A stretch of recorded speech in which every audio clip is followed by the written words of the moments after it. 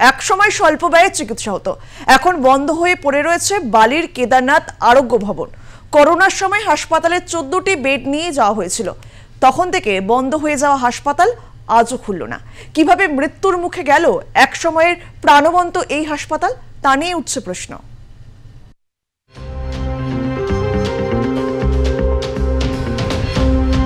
হাওড়ার বালি এলাকার অন্তর্গত ছিল কেদারনাথ আরোগ্য ভবন। হ্যাঁ, ঠিকই শুনলেন, অবস্থিত ছিল। এখন এই আরোগ্য ভবন বা হাসপাতাল যাই বলুন না কেন, তা এখন নাম লিখিয়েছে অতীতের খাতায়। এটি দরিদ্র ও অসহায় মানুষদের জন্য সাশ্রয়ী স্বাস্থ্য পরিষেবা দিত। বিশেষত মাতৃত্ব কেন্দ্রিক চিকিৎসা প্রদান করা হতো এই হাসপাতাল থেকে। 1883 সালে হাওড়া থেকে বালি আলাদা হয়ে যায়। তারপর থেকে চিকিৎসা কেন্দ্রের দায়িত্ব নেয় বালি পুরসভা। 1907 সালে অন্তঃসত্ত্বাদের জন্য ধাত্রী নিয়োগ করা হয়। সেই সময় থেকেই চালু হয় দুশয্যার অন্তর্বিভাগ। 1946-এ আলাদা প্রসূতি বিভাগ তৈরির পরিকল্পনা।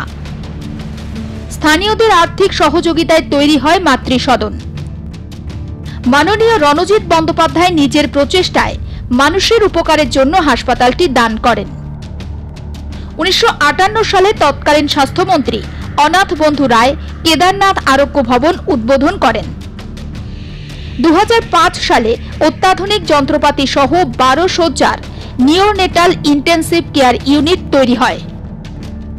স্বর্গীয় পিতৃদেব রঞ্জিত ব্যানার্জি তার প্রচেষ্টায় তখন এই কেদারনাথ হসপিটাল আনলো। ওখানে আমার গেটিয়ার বাজারে কিছুটা জমি ছিল।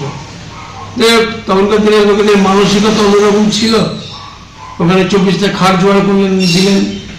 শুনতে রিয়েলি ভেরি গুড হসপিটাল। আমার এক সম্পর্কে আত্মীয়ার ভিড়ের একটা অপারেশন হলো।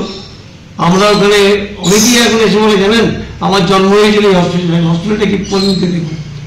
আমি অনেকবার এদের বলেছি, সিপিএম মানে তথাকথিত যুক্তমন্ড আমলের অবনতি আরম্ভ হলো, যাচ্ছে তাই কাণ্ড। আর এখন তোরা উঠেই গেছে, সুতরাং এটা বেদনাদায়ক হবে না।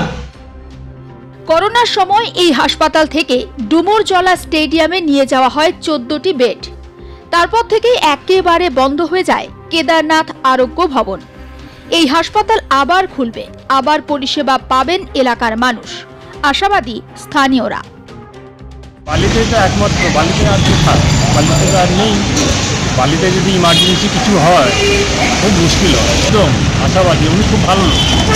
প্রশাসক মেডিকেল এরিয়াটা অনেক বন্ধ আছে, খুব শীঘ্রই চালু হবে। কৈলাস মিশ্রা একটা উদ্যোগ নিয়েছে, উনি খুব তাড়াতাড়ি এটা চালু করবেন। কয়েক বছর বন্ধ আছে, অনেকদিন ধরে আছে। এ বিষয় নিয়ে কথা বলেছিলাম হাওড়া জেলার মুখ্য স্বাস্থ্য আধিকারিক কিশলয় দত্তর সঙ্গে। যদিও এ বিষয়ে তিনি দায়িত্ব ঝেড়েই দেন নিজের কাঁধ থেকে।